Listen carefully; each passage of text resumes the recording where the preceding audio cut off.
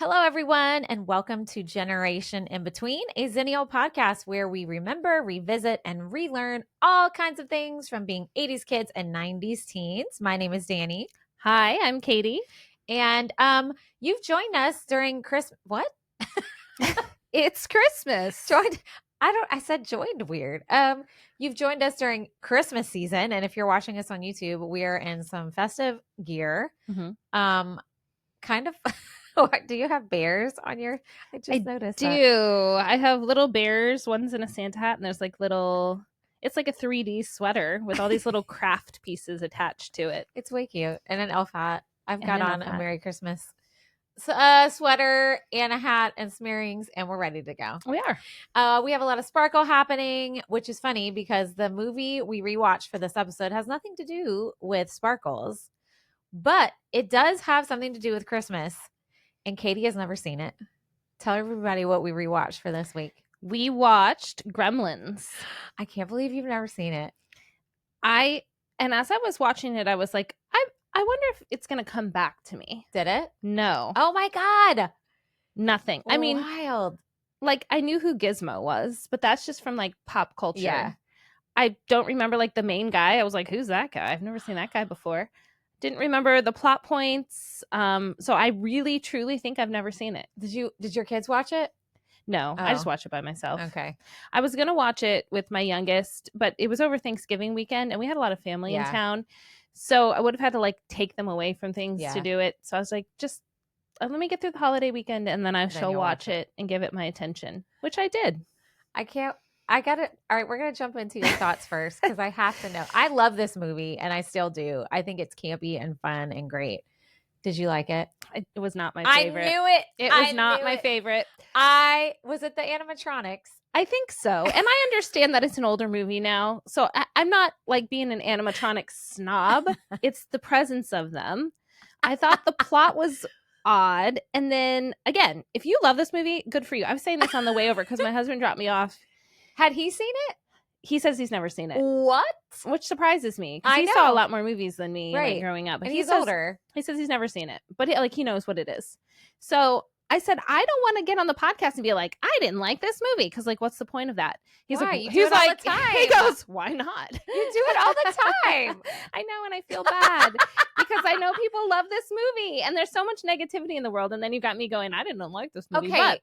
But that's why we rewatch. I know. Poor Katie. I was like, why do you feel bad? You literally hate every movie I tell you to watch.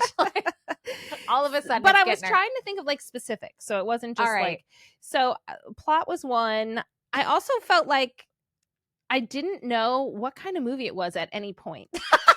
Like, I'm like, oh, it's like this like kind of interesting sci-fi kind of movie. But then like, the story that Phoebe Cates tells about her dad, I'm like, what the hell? I know. Like, why did this movie just get so dark? And I know we'll talk about it. And then it was scary, but then they were watching Snow White and they were all super cute. And I was like, I don't know how to feel about this movie. And the other thing, and I think this is also because it was an older movie and it was Steven Spielberg, is it was just long. Like, it was like an hour and a half. It was an hour and 50 minutes. Because I kept looking Movies to see how much was left. Way longer than that nowadays. Yeah, but a movie like this, it was too long. the scenes, I think it was individual scenes went on for too long. I bet I know. Like I was like, we're still here. Like I bet you like that dog. I loved Barney, and then they sent him away. Well, to save him. I know, but I'm like, oh, now the dog's leaving. Lady. And there's still an hour and 42 minutes left of this movie. I knew you weren't going to like this movie. Kate, and Troy was like, why wouldn't she like it? And I'm like, oh, I know at least one reason, and it's called animatronics. Yeah. And especially 80s animatronics. All right. Well, we're going to get into more of our thoughts. That being said, there are specifics of the movie I did really like that we can talk about. So I'm going to give facts first, and then we'll go through our thoughts that we watched, that we had while we were watching. Okay. No shock here. I love this movie. Yes. Of course. Here is the IMDb summary of Gremlins, if you've never seen it. After receiving an exotic small animal as a Christmas gift, a young man inadvertently breaks 3 important rules concerning his new pet, which unleashes a horde of malevolently mischievous creatures on a small town. That is wordy. It is. What year did this come out? I meant to look that up. 84. Okay. I was going to guess 83, so 84. Okay. Yeah. So it came out in 84. It was directed by Joe Dante, who we talked about before when we watched the Twilight Zone movie. Okay. He directed the segment called It's a Good Life that had the kid. Oh. So maybe it's all making sense Joe now. Dante that I don't like. Like, literally, of the 4 things we watched, that was the only one I didn't like in the Twilight Zone movie. I know. Oh my goodness. So, and that was the segment that had the animatronic bunny and okay. And it was written by Chris Columbus. We talked about him before when we did Goonies. So what you're going to notice as we go through some facts is a lot of people and a lot of things associated with this movie we've already talked about. Okay. So I'm not going to go into like tons of detail about people we've already talked about in previous episodes. But for those of you who might be new here, I will reference the episodes we talked about them. I love it. If you want more. Okay. So I'm on Katie's computer. Bear with me. Here we go. It's always an adventure for me. And it's a touch screen. I don't know. Whatever. So let's talk about the actors first. So let's start with Billy, the guy who played Billy, that you said you were like, who is this guy? Yeah, who is this guy? So you didn't recognize him at all? No. Okay. Which it's pretty valid. His name is Zach Galligan. His first acting gig in the 80s was for an ABC after-school special in 1982.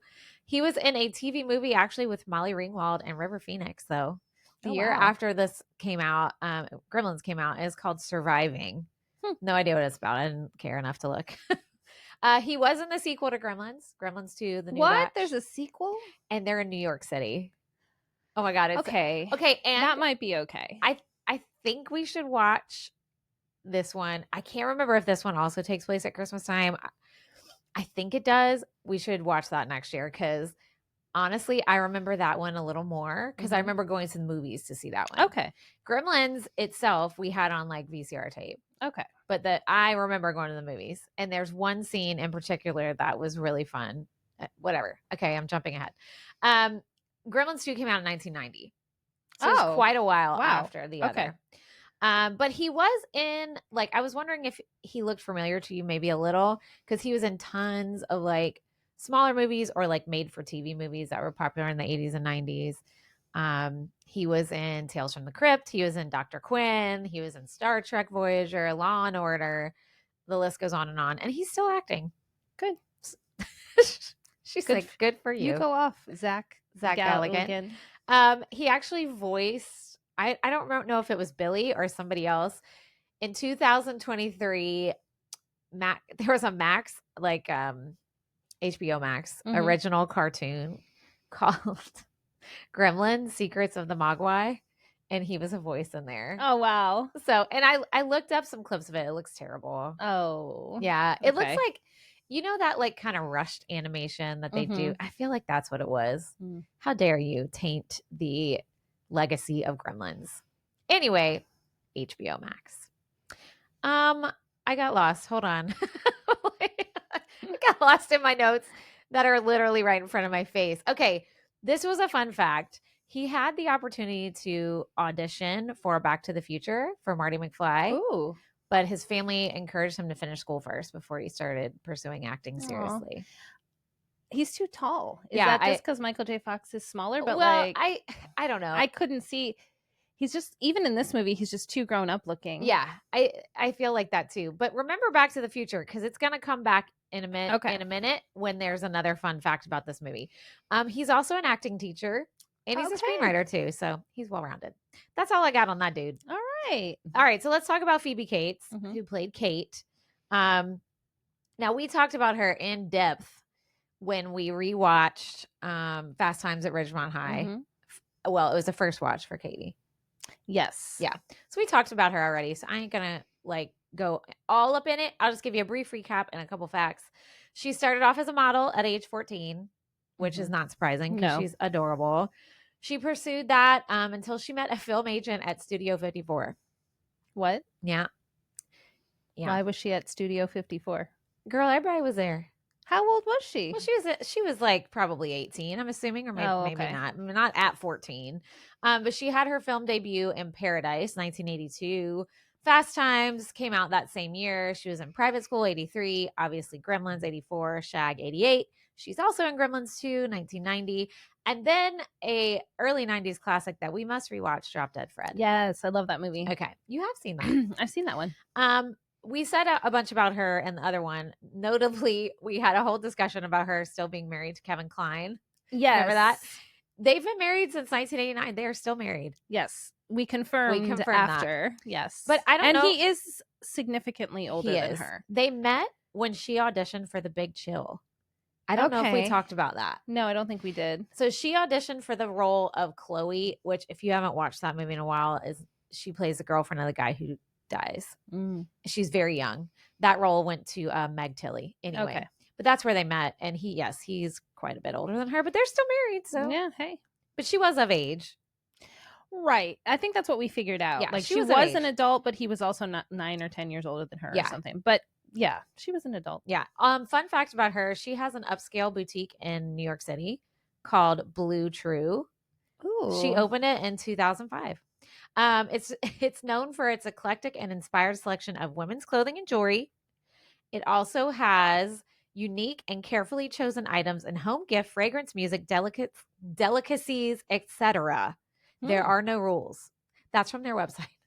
There are no rules for what they have. For what they have to sell you. Okay. It looks really cute. Oh, okay. But it's in like an upper end. Do you think they sell goose clothing? Probably not. Not a lot of Portuguese around New York City to dress in boutique style clothing. I would say no. But there are no rules. There are no rules. So you never know. You should send her a message. Okay.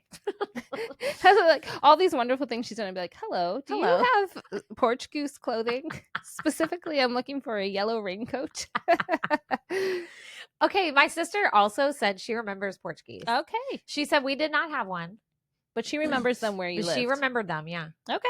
And also she confirmed for me that yes, we indeed had a pink bathtub toilet and the countertop was pink.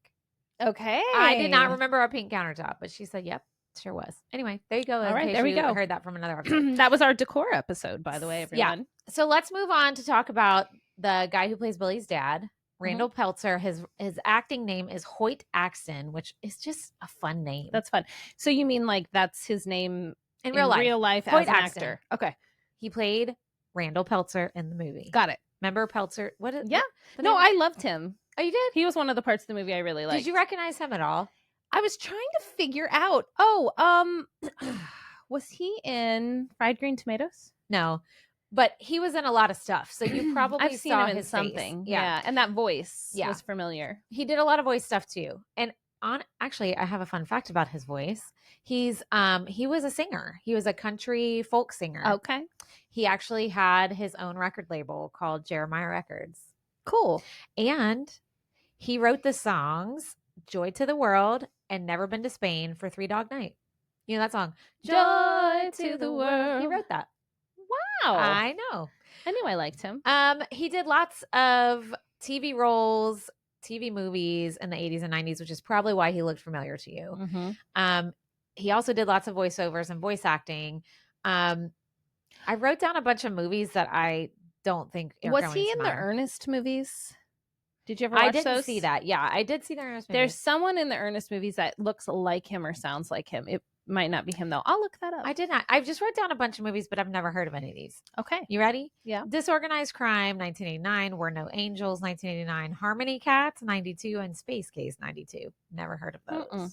Me either. But he was in a lot of TV shows, like just as guest roles. He was in the movie Black Stallion.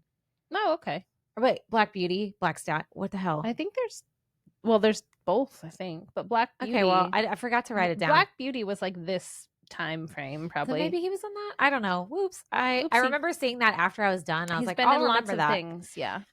Anyway, in November of 2007, he was inducted posthumously because he died in 1999 into the Oklahoma Country Music Hall of Fame in Muskogee, Oklahoma. Okay. Him and his mom were inducted posthumously.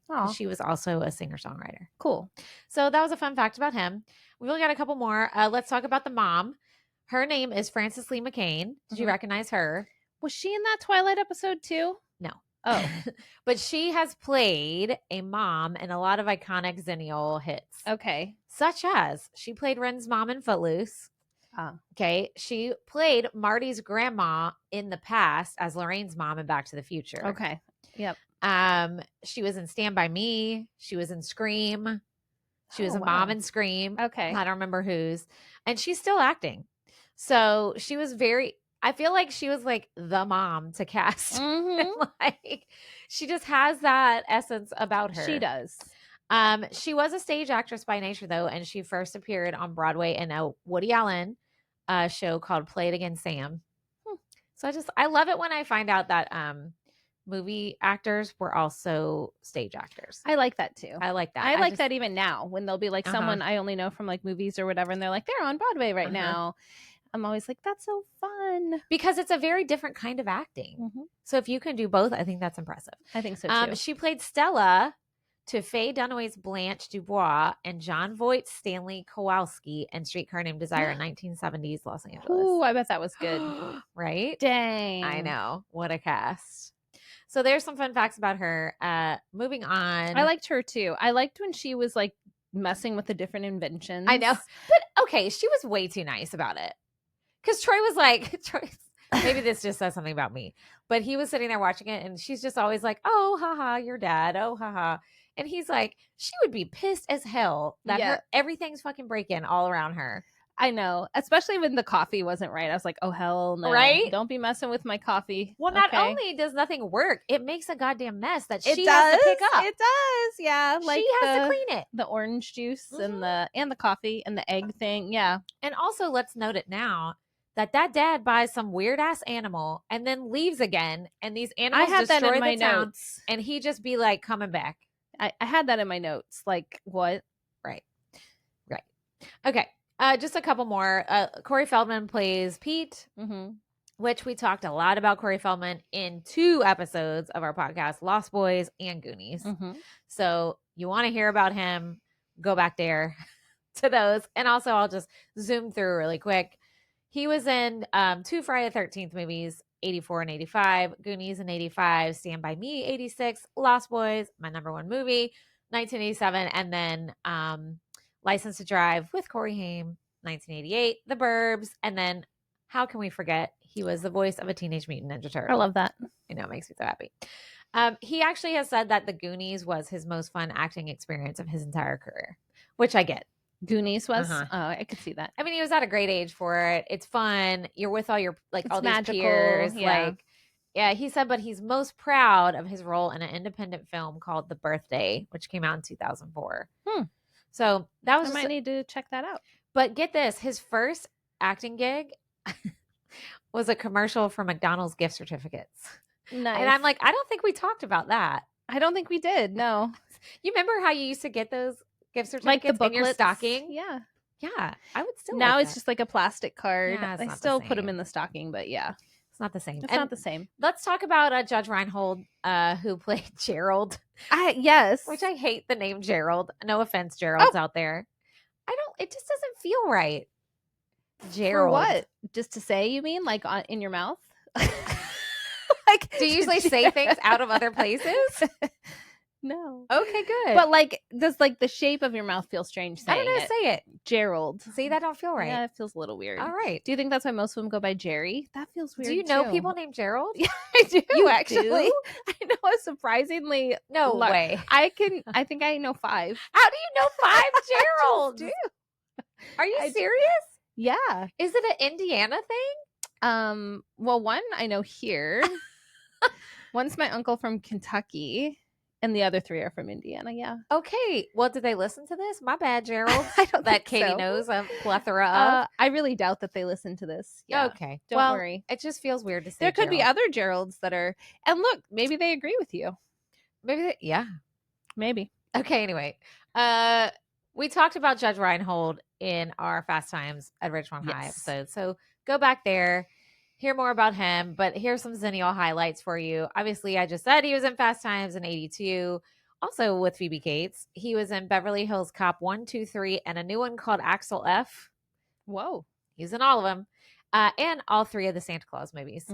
which he was a stepdad. So he actually got an Emmy nomination for a guest role on Seinfeld, the episode that he was the close talker. Yes, I forgot he was the close I talker. did too. Oh my gosh, he was I also so cannot good. stand close talkers.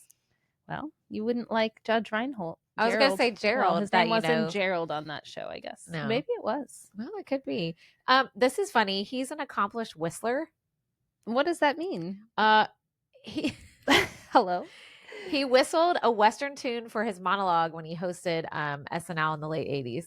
Like, he's a really good whistler. Okay. I mean, which, great for you, but I feel like everybody can whistle. I'm just wondering how you would like measure that someone was accomplished. Well, I don't think honestly, I don't know if I could whistle a whole ass Western tune. I could on not. live TV. I know Anthony can't. Oh, Anthony can't whistle? So our friend and listener Anthony, him and I were at a show together, and he had to whistle on this one part, and he's gonna die when I'm telling the story.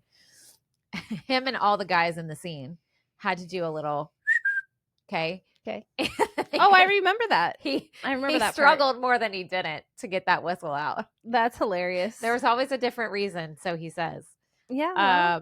Anyway, sorry. So he's not an accomplished whistler. No. That's the difference between our friend Anthony and Judge Reinhold. One is an accomplished whistler. I'm sure there's lots of others, but yes. Anyway, hilarious. Watch. He's going to send us a voice message and be like, I can whistle. It's here. Yeah. Moving on to the actor who played the grandfather in the shop that sold the Mogwai. Yes. His name was Ki Luke. And he had quite the career. He had his first film debut. Well, you only have one film debut. The first film debut. Only film debut in a movie called The Painted Veil in 1934. Whoa. Yeah. And he was used in like almost every film around that time that had a Chinese character, which is not the best. Cringy. But he did look familiar. He was typecast. I'd seen him in other stuff. And it happened to him a lot. And he was in a lot of TV and movie roles during the 80s and 90s. But the one that made him prominently known to a younger generation was he was in the TV series Kung Fu that started in 1972. Okay. Yeah. Katie's like, I don't know what that is. I do, but you said a younger generation. Well, I meant because his film debut was in 1934. Oh. So by 1972. That's true. That's what made I just thought you meant younger than us. Oh, no. Okay. Because then I'll get to our generation. Got it. Our generation has seen him in guest roles on shows like Golden Girls, Miami Vice, The A-Team, MacGyver, Magnum P.I., plus he did voices on Fairy Tale Theater with Shelley Duvall. Yay. Jim, Alvin and the Chipmunks, Spider-Man, and the Smurfs. Oh, that's so great. So you know this guy. Yeah, for sure. You know this guy. For sure. He actually continued working until the age of 86, and he died 3 weeks after his last film, which was a film by the name of Alice that came out in 1990. So, yeah, he was 86, and he worked till his death, pretty much. That's really cool. I know. I mean, if I'm assuming he wanted to work that long. Whoa, Mike jumping. Just got attacked by my fuzzy mic. He was also an accomplished artist who specialized in painting murals. And you can actually see some of his murals in films. So he got paid. What was the one, Lost Boys, where they had the mural? Do you think he painted that? I didn't see that in his credits. Okay. So I don't know. Could be. Yeah. So we're getting to the end of the actors, but do you know who the voice of Gizmo was? You're not going to, but I just thought I'd ask in case. Howie Mandel. Oh, really? Yeah. I didn't know that. But he did not do the singing. You know where Gizmo's singing? Yes. He did not do that. The song was written by Jerry Goldsmith, and he hired a 13-year-old girl who was a member of his synagogue to sing it for the film. That's cute. I know. Super cute. Michael Winslow was the voice of all the Gremlins, and do you know who that is? Michael Winslow. That sounds really familiar. He is better known as the guy who makes all the funny noises in the Police Academy. Yes. Okay. Yeah. I see his face right now. Yeah. So he was every other Gremlin. Okay.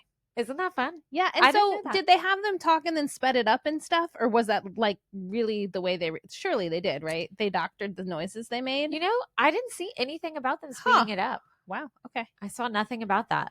Okay. You're thinking of Snoopy. I know. I'm always thinking of Snoopy.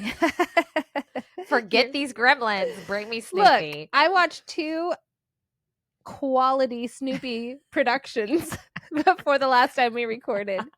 And then you're just going to throw me into Gremlins. Come on. Quite the turn. Yeah. All right. So now we have some random facts and then we'll talk about our thoughts during the movie. Some of these facts are kind of fun. Some are stupid. So bear with me. It's Danny research. Oh boy. All right. I was curious and I'm so glad that my research brought this up, like where the idea of like a quote unquote gremlin came from. Mm-hmm. And the history of it is pretty interesting. It dates back to the Royal Air Force during World War II. After something went wrong with a plane that they couldn't really describe, they would blame it on little monsters that they called gremlins. Which is what the guy talks about in the movie. Yeah. Weird. The mechanic guy. Yeah.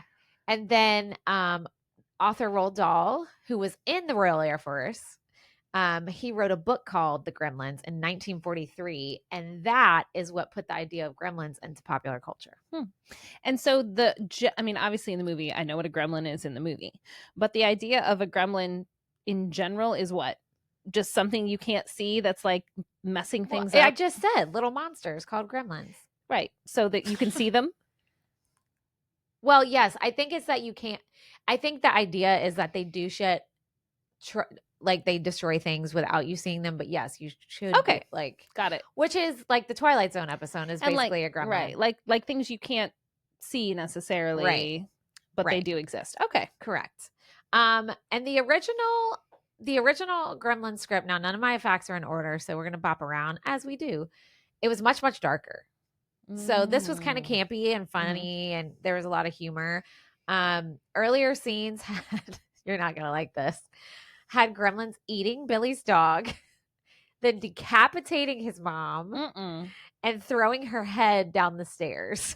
Oh my God. I know. But look, those are terrible. That's terrible. But I would have been like, it's this kind of movie. Well, and I felt like there was like little bits of that, but not enough for it to be full-scale horror. Well, they wanted to tone it down because they wanted it to be family friendly. Okay. So they all agreed, let's bring it back so it can be a family friendly movie, which is why it still had essence of a darker, but then they just kind of changed it around. Okay. To make it it was dark comedy light, I guess. This was originally planned for a Christmas release, but it did not come out at Christmas time. I know, which is funny because it is a Christmas time movie.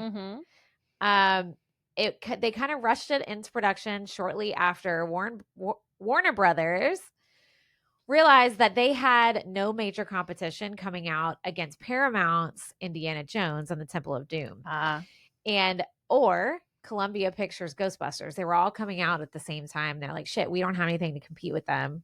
Let's hurry up and get this out there. Wow. So they did. It came out in the summer. Wow. Right.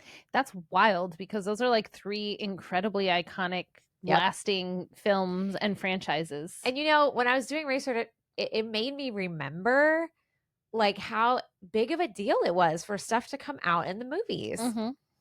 Like it was a big deal. I feel like that's not that way anymore because of streaming. Depends. Like Wicked and Wicked for Good have been a huge deal. Right. But that's not often. That's not normal. Right. And in the 80s, it was like every weekend you couldn't wait to see what was going to come out. I agree. You'd call the little movie hotline. And it would read all the times and you just have to sit there till they got to your movie. Yes. And like read the time. Yeah. I remember a friend of mine that worked at the movies got all excited because they got to read it one time. Oh, I would be excited about that too. I'd be like, y'all better call. I know. Listen to me reading on the movie hotline. Telling you what time Ghostbusters is coming out. Okay. Remember I said I had a Back to the Future fact? Yes. Okay. So the set for Kingston Falls, which is the name of the town in this movie, is the same one they used for Back to the Future. I felt that. Yeah. Because once or twice I thought that. Like, I was like, oh, this is very similar to the town in Back to the Future. Yep. But then I was also like, well, maybe this is just like the look of towns in movies at this time. Do you know what I mean? Yeah. Like, well, Troy said it too. He was like, this looks like Back to the Future. I was like, I know. And then I was like, well, there's a reason. There, it is. Okay. Both of the movies were filmed on the Universal Studios backlot, and director Joe Dante insisted on shooting it on backlots because he wanted to create a small town setting that evoked God, what is wrong with my mouth today? I can't talk. It's saying Gerald It's all the this time. Gerald. It's the Geralding. Gerald messing me up. Frank Capra's It's a Wonderful Life. So he wanted to have that essence. And he actually included It's a Wonderful Life as a clip in the film, in case the audience didn't like get the message. Even Billy running down the street with the dog is kind of It's a Wonderful George Life Bailey moment. Yeah. Okay. I have to breathe for a second because I have something funny and I realize I put it later. I'm trying to decide if I'm going to skip ahead, guys. I'll wait. Okay. So originally Stripe, the bad gremlin, and Gizmo were the same character. They were going to turn Gizmo bad. No. Yeah. But that changed when Steven Spielberg insisted that at least one of the gremlins had to be a good guy, so the audience could identify with him. And also for merchandising purposes. Right. You want to have a bad and a good. And you want to have a cuddly stuffy. Not a scary thing. You've got to. So part of it was capitalistic gains. Yeah. Makes sense. And Joe Dante said that making that decision is why this movie is fondly remembered. Because if it would have been the opposite way, I don't know if it would have had the stickiness of memories. So I agree. too. That's a good choice. Because he's the producer of the movie, Spielberg. Okay. Yeah, he's a producer. So the coloring of Gizmo, the white patch of fur on the right eye, you're going to love this so much, was directly modeled after one of Steven Spielberg's dogs. Oh. And the Mogwai themselves were molded and kind of inspired from the Japanese Chin dog breed, which I have no idea what that is. I mean, yes. I mean, I don't know necessarily what that breed looks like, but I can see how the Gremlins look like a dog, like a small dog. I could see that, except I don't like dogs, and I like and Gremlins. You like Gremlin, and you like Gizmo, but that's fine. They just have to be aliens, I guess, and then I'll like dogs. Alien dogs. So there was no CGI for this movie. Like all these, there's one still animation shot, and I can't remember where it is, but it's very obvious and it's weird. But they were all animatronics. Every gremlin. Jeez. There was a lot. So a lot of the budget for this movie was the animatronics. Yeah. And Zach Galligan, who played Billy, said in an interview, like, they were so expensive and so important to the movie that when everybody left for the day, they would check everybody's trunks to make sure nobody was stealing one. Wow. Wow. Yeah. Because I think we forget too, nowadays, everything is CGI. But like those animatronics are detailed. And there was a lot, especially that one scene when they're in the movies. Oh, that's what I was just thinking of, that none of that was computer generated. Oh my gosh. I know, right? So Chris Columbus actually went through a few drafts before a shooting script was finalized. And I already told you about the creepy part, but there was something else. I deleted it. What? Oh, well. Did you? Or hold on. I just copied and pasted two things that I just said. Erase that from your memory, listeners, because we don't ever edit. So we're not going to go back. We're not going back. Okay, so this movie and Indiana Jones, which came out the same year, those movies are said to have inspired the Motion Picture Association to create the PG-13 rating. Because this was rated PG and so is Indiana Jones. But this is a kind of a scary movie and there's some violence. Indiana Jones didn't we watch the first PG-13 movie? Was that Fast Times? No, that's our. We definitely. Was it Goonies? Maybe it was. Maybe it was Goonies. Maybe it was. Because it came out the year after. Because I remember we were like, and this was the first PG-13, and we were like, what? Yeah, because a lot of people felt like both of those movies were too violent for PG, but not violent enough for an R rating. Yeah. So that's how and it's like weird because I can't imagine not having that PG-13 rating. Agree. But then it makes sense when you start watching old movies and you're like, this is rated PG. Yeah. Because it wasn't quote unquote bad enough to have an R. Yeah. Oh, actually, I did write this down. Yay. Okay. The first movie to be released into theaters with a PG-13 rating was Red Dawn, 1984. Oh, okay. I don't know what that is. Oh, is that the one about the bombs, the Russians, and the kids are like out of school or something? Yes. We don't know. We just guess on this show. We just guess. That's the way we work. My friend told me it is that one. Just now? Oh. Like The by joke. telepathy? Yeah. What? Okay, so going back to the animatronics, they were also puppets. That's what I Okay. forgot to say. Okay. But the fun part is the sets, a lot of them were built up off the floor so the puppeteers could be underneath. Oh, cool. Kind of like Muppet. Well, they were. They were like little Muppets. Yeah, I love that. They did use marionettes in a couple scenes. This is what I was talking about, not stop animation, but they weren't convincing. So like it was too like jerky and all that. Joe Dante said good puppetry is an art when it's done as well as it was in Gremlins. CGI technology cannot do it better.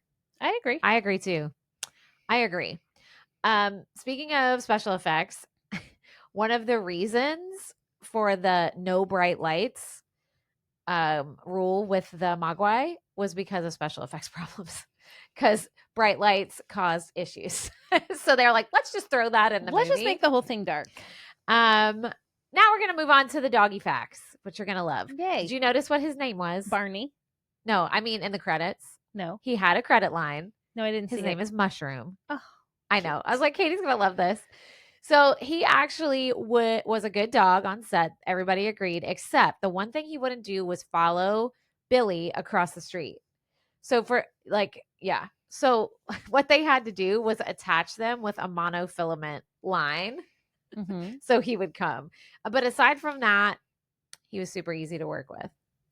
Maybe so, he just like a clear is scared fishing of like line. cars. So I don't know. I don't didn't know. want to cross the road. And they said he worked really well with the animatronics and the puppets. Like his reactions were real because he thought they were real. Oh, which is so cute to me. Cute. Because you could see in a few scenes he'll like jump or he'll like sniff them, and that was like his real mushroom dog reaction. Cute.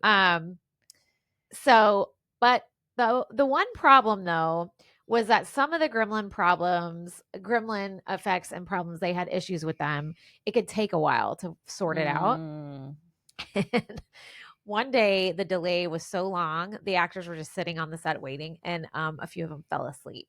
The actors? Yes. It took that long to sort out the gremlin puppet issues. I don't know what they were doing, puppeteers, but yeah. Okay, so now I just have some more random shit. You know, in the bar scene where the gremlins are like drinking and doing all the funny stuff. I loved that scene. I did too. The video game that one of the gremlins is playing is Star Wars. Oh, okay. Yeah. Oh, that's just a fun little Xennial fact. Love that. Gizmo in this movie has been documented as the inspiration for the Furby that came out in the 90s. So this is wild. Okay. We know Furbies, right? Yes, most of our listeners probably know what Furbies are. And for Advent, I got my youngest a Furby Advent calendar. Oh, cute. She's never had Furbies, nothing. And to the point that my husband was like, I didn't know she liked Furbies. I was like, I don't think she really knows about Furbies, but I know she'll love it. Where did you find that? Online. Oh, yeah. I was just like perusing like whatever Black Friday sales or something. I was like, ooh, cute. Instead of like candy or whatever, I'm like, she'll actually really like that. And it's funny though, because it like arrived and I like put it out like around when I was watching Gremlins, and I'm like looking at the Advent calendar, looking at Gremlins, and I was like, this is weird. They look so much alike. I never put that together, but as soon as I read that, I was like, even the sounds that Furbies make. The or whatever. Yeah. So the Furbies can sing too, and they sound like Gizmo. They can, and they do. The only thing is they can, and they do. The only thing she's like, and we're only on day 2 of the Advent calendar, so this makes sense. Like she opened the one and she was like, okay, because it's this little like mini, you know. Bitties. And I'm like, it'll be more fun once you open a few and you can like play with them. So then today she's hoping to get it a friend, and it's like, you know, sometimes the Advent calendars have little things you have to put together, and it's like there's this little like plastic like hoop, and she's like, I guess I'm gonna build something. So poor thing. Hopefully by the 24th she'll have like a little Furby fam, an acceptable amount of Furbies to play with. But, oh my god, that's so funny. Yeah, it was just so funny that like of all things I bought that, but maybe Gremlins were on my mind. I don't know. I don't know. Maybe. I lost my spot again. Jeez. Oops. Sorry. I thought that I'd be like on my game because I had coffee before I got here this morning. Smart. But then I had this huge disaster, and it was so dumb because I tried to fix my hair, guys, and I am not good at styling my hair, and I did it last minute, which is probably bad. and it was a mess. I was late getting here. Katie didn't sleep good last night. Did not. Although she's not making any mistakes, it's me. Well, I went back to bed for a little bit. I don't usually do that, but I felt horrible. Awful. Yeah. Yeah. But now I feel good. So Okay. it worked. Well, Going back to bed was the trick. Her brain's working. I should have told her to read my notes. Yes. All right. So another random fact, the school scene where they're watching that educational film in the science class. Yes. Okay. That is actually an educational film in the Bell Science series, film called Hemo the Magnificent. Not even joking. It came out in 1957. Hemo the Magnificent. Okay. Yes. Ironically, that film, that short, was written and directed by Frank Capra, who did It's a Wonderful Life. Yeah. Better known for that than Hemo the Magnificent. Isn't that hilarious? That's really good. Okay. So another random fact, near the beginning, as Randall Peltzer, the dad, makes his way to the curio shop in Chinatown, did you see there was like a big wrecked car? Yeah. Okay. That car is an AMC Gremlin. Just a fun Easter egg for you. Love. I was like, why are they making that car so prominent? Like, it's on the sidewalk. Who cares? Yeah. But that's why. It's just a little throwback. And I guess if you know cars, you would know that and you get would the notice joke. it, yeah. But obviously, we didn't. We did not. Another fun little Easter egg is, when Billy's in the bar drawing the Dragon Lady cartoon, there's a man who like sits next to him and he's like compliments him. Mm-hmm. That is actually Chuck Jones, who is the legendary Warner Brothers cartoonist. He was friends with director Joe Dante, and Billy even calls him Mr. Jones. Ah, that's fun. I know. Fun little throw in there. Listen, if any of y'all people out there ever get famous, you better let me have a little cameo. I was going to say, I'd be like, put me in your movie immediately. Fun fact for Stranger Things fans out there have probably already know this. The new season just came out. In season 5, the Duffer Brothers put their high school drama teacher in a small role because they credit her with inspiring them. So she's in season 5. Yeah, as a like teacher. A cameo. Oh, that's cool. Yeah, it's not a cameo. She's like a small role, but right as a teacher. That's cool. I know. Aww. I love that. So y'all better remember. I mean, I didn't teach nobody, but listen, if I'm your friend, throw me in there. Yep. Okay. Another little Easter egg when Billy leads Pete up to his room. Oh, that was the other weird fact I was going to share. So did you think it was weird that Billy was like hanging out with like a 13-year-old kid? Yes. Okay. The reason that it's written that way is Billy was originally going to be younger. Okay. But when they got into the casting process and saw Zach Galligan, they wanted to cast him. And so they aged him up. But I guess they forgot to change that. And Corey Feldman was cast before him. Okay. Yeah. I guess it wasn't like overly strange, but now that I think thought about it was weird. I was like, why are they like, that's weird. It'd be different if it was like his brother or something, right. But just like some neighborhood kid that he's friends with. I don't know. But that's why, because Corey Feldman was cast first. Right. And I love Corey Feldman in the movie. Yeah. But it is an odd, discrepancy. Odd. This grown man who works at the bank and goes out for beers after work and this 13-year-old coming to hang out. It's a little strange. Weird. Anyway, when he leads him up to his room, also weird, to show him the Mogwai. Yeah. There's a rolled up movie poster for Twilight Zone, the movie. Cool. Which I just said Joe Dante was a director for one of the segments. So that was a little throw in there. And Steven Spielberg also.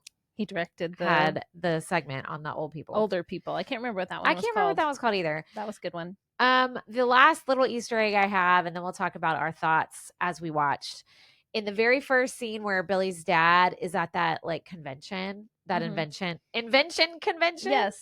There's a time machine, and that is actually supposed to be the time machine from a movie called The Time Machine that came out in 1960. It's in the background. And so you see it in the background when he's on the phone, and then it cuts away to them being on the phone. And then when it cuts back to him, the time machine's gone. Oh, that's cool. And I did notice that because I was like, why is that not there again? That's why. Because they meant to do it. Yeah. Because it's a time machine. I love Easter eggs in movies, and I love when I find them. They're just fun, like, because I feel like the filmmakers are just having fun, and it's like inside jokes are always a good time. Okay, that's all my random notes. I love that. So let's talk about, well, we already know you don't like it. Yes. All right. So first of all, and I do think it had a lot of throwbacks and direct references to other films. Yeah. Which we've mentioned. Like we just said. Yeah. Like, yeah. and literally, like, on the TV screen, there was always an older movie playing. So there was It's a Wonderful Life. I think Casablanca was on there. And then there was like another one, which was funny because I was like, this is very Dawson's like, because on Dawson's Creek. True. But Dawson is a Spielberg fan. Yeah. So Dawson's is a throwback to things Spielberg does in his films, but then Gremlins was a throwback to these other films. Yeah. So I thought that was kind of cool. Another thing I forgot to say was, the scene where the Gremlin's hiding with the stuffed animals? Yes. There's a bunch of Looney Tunes characters in Cute. there for like a Warner Brothers. And then E.T. does that and too. E.T. Yeah. So the old lady who hated the dog. Yes. That was very Wizard of Oz. Oh, yeah, for like, sure. I'm going to take your little dog. You know what she was supposed to be reminiscent of was Ebenezer Scrooge, though. Oh, really? It was a Christmassy movie. I kind of get that because she was just like so rude to everyone. And all her cats were named something related to money. True. Okay. And she was a rich lady. I see that now. It was mean. And there was that little part where they talk about her husband embezzling. Oh, yeah. Did you hear that? It was like later in the movie, and I was like, oh, that was weird. Yeah, I don't know what was that all about. I don't know. I can't just know to, everything. Just to further show that they were bad people, they were bad. I guess. Yeah. I wanted, you know what? I wanted a Gizmo stuffed animal so bad. Oh, yeah? And I can't remember if I had one or not. My sister's going to have to help me remember. Did. I probably did because I had so many. But I remember wanting one so bad. But this movie did scare me because it came out early 80s. So I was little when we had it on VCR tape. And y'all just get off hating on me for saying VCR just tape. Say it. It's Doesn't there. Matter. I'm going to say it. It's going to keep happening. There it is. That was for you, Sarah. I love you. Okay. Yay. Because it is kind of scary. That's like when you're like, can I watch it with Tegan? I was like, oh, I don't know. I was glad I didn't. Okay. Although I do think she probably would have been okay. But okay. I have a question for you. Uh-oh. Don't feed it after midnight. Oh, I have that written down. What does that mean? Okay. From midnight till when? They clear this up in the second one. Because that came up in my research. Because it drove Cooper crazy. It's me too. He was like, okay, he's like, if you can't feed them after midnight, they never say at what point you can feed them. Correct. They clear that up in the second one. And I'm not telling you because we have to watch it. And I don't remember, but I came across so there is an I was like, is it till dawn? Is it till noon? Like after midnight? Right. What does that mean? So they talk about it. They did say, they do say something about it. And like, I guess the guy who played Billy and Joe Dante did an interview together. And they were talking about that. And he's like, well, we clear that up. We cleared up. Okay. And maybe they realized, oh, shit, we fucked up. That's a huge plot hole. Or it got edited out or something. Who knows? Yeah. We did. So it's funny because that reference was clear in my brain. We did a show here at my studio in the fall, Firebringer. You came and saw it. Yeah. And there's a character in it named Chorn who's like this Neanderthal. And they keep saying not to feed Chorn after midnight, which is just funny anyway. So I would laugh at it. But I was like, oh, they're referencing Gremlins. Yeah. So like, and remember, I know, don't feed it after midnight. And I would laugh watching it, but now I'm like, I see. And you didn't know the joke. I didn't know the joke. I thought you at least would know the 3 rules. No. Wow. That's why I'm telling you, I've never seen this movie. This is wild to me. Nothing was clicking. Nothing. Yeah, That's nothing. So crazy. Anyway, okay. I put, you're going to laugh. I wrote down, I said, why do I think Katie would totally buy a Mogwai? I feel like you would buy one. Maybe I would. I think you would. Maybe I would. Because they're very cuddly until they're not. I know. I just feel like you would because they're very small dog-like. They remind me of your little dog. And the ears too. My little dog has those big ears like that. She kind of looks like a gremlin. I would not be buying anything that could kind of talk and communicate. Oh, what? Yeah, that's the only thing. That's a little weird. I said poor Barney in those Christmas lights when they strung him up. Oh, Jesus, that was crazy. But also, Billy bringing his dog to the bank and like hiding him under the counter. This was before emotional support animals, guys. It was. That was really funny. He's like, just come on under here. Like nobody would know that dog would be stanky and barking. Well, see, so that's an example of something in this movie that didn't square up for me because you think when that stuff happens at the beginning, oh, the point is this guy's never separated from his dog. That's going to be a huge plot point that they're always together.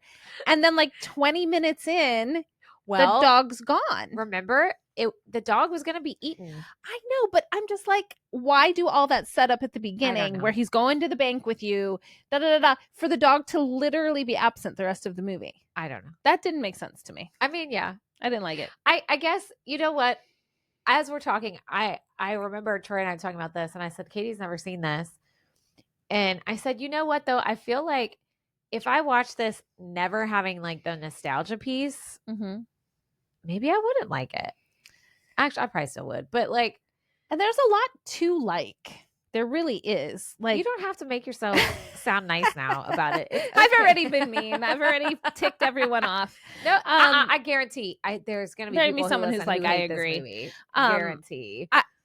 I really like the dad, and I really liked all the little different inventions. I didn't like how he, like you said, he kind of dropped off the animal, and then like he just kept kind of like making messes in his family's life and then leaving. Yeah. And then he wasn't there for Christmas Eve. Because even Troy said something about that. So I did not like that. I liked the actual inventions. I thought they were funny. And like that particular actor, I just like, probably because I've seen him in other stuff. Yeah. But yeah, the role he played where it's like, okay, I'm going to mess everything up, either literally orange juice all over the counter or bring you a demonic pet, and then I'm going to leave. And it's like, hello, bye. Oh, what about the part where the mom put one of the gremlins in the microwave? Oh, that was so urban legend. It was. Oh, and they used balloons for when the gremlins got big and popped. That was balloons. Okay. Oh, I forgot something that I skipped over. Remember how we talked? We're probably going to talk about it anyway. But the whole speech Kate gives about how her dad dies. Yes.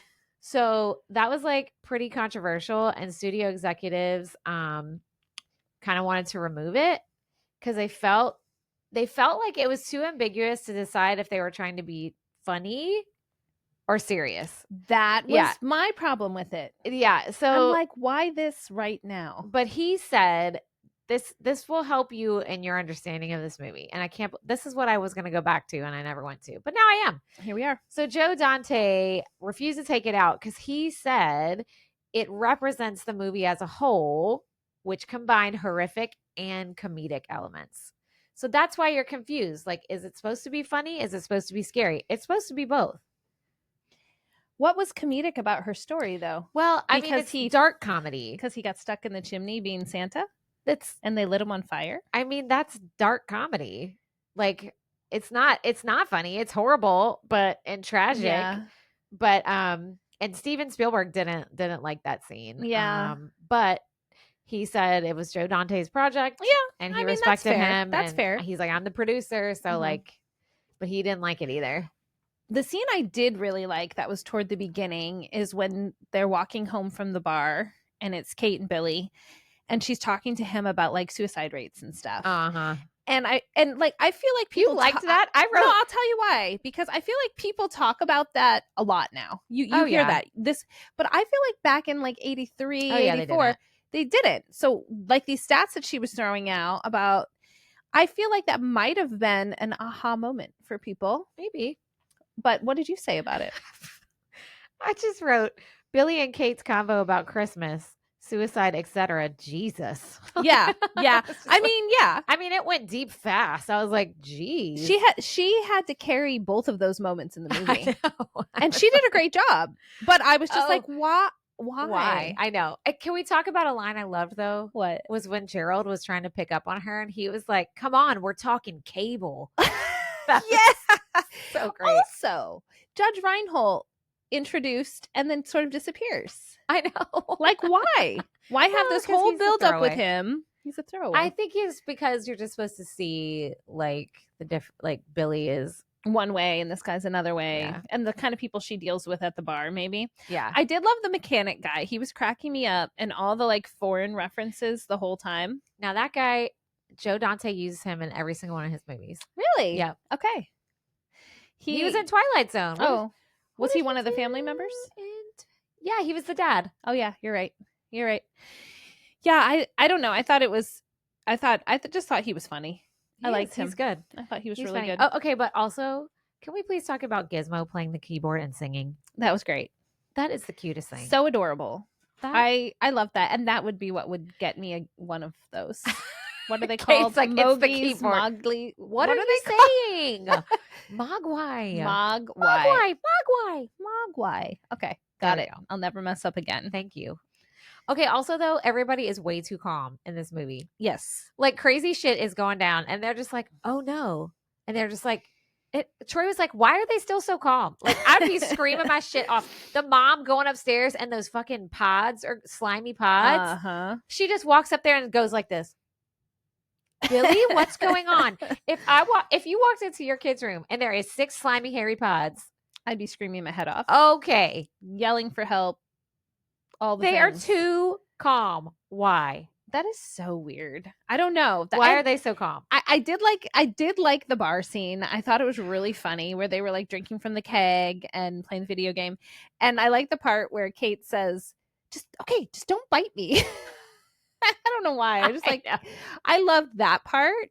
But then like that part was relatively short. And then there were other parts that were like so long. I'm trying to think if I can think of anything specifically that I was like, oh. Oh, another question. And because this is, I feel like a genre all its own now. Movies that are this. Spooky Christmas. Yeah. That wasn't really a thing yet, right? Was this one of the like first spooky Christmas hits? I don't think so. I think there were, you know who would know? Ben would know that. Ben would know. Cody might know too. I don't know. I don't think this was the first. Okay. I don't think this was because it's a whole thing now. Like you just accept like dark Christmas horror movies or whatever. Even like Nightmare Before Christmas and stuff like that was later. Yeah, I don't know. So I don't know. Anyway, okay. So yeah, I wrote nobody is wigging out. I wrote nobody's wigging out. Weird creatures from some mysterious shop, slimy ass pods. Like nobody's wigging out. I wrote I love all the puppets because I kept saying animatronic, but I think most of it was puppets. I think most of them probably were. Let me fix that on air. Most of it was puppets. I mean, there were some animatronics, but most were puppets. Also some of the scene sets were really good. Mm-hmm. I also loved that the first time you see what the bad gremlin looks like, it was in the jump scare. Yeah. Out of the school cabinet. Yeah. And then you see a shadow of him on the wall in the house before she sees what it is. Mm-hmm. That was good. That was good. That was some good. And I liked that science teacher. I know. I liked him. Well, I couldn't tell. I was like, is he bad? Because he was like taking his blood and stuff. But I think he was just trying to figure him out. It's science. Yeah. He didn't kill it. No.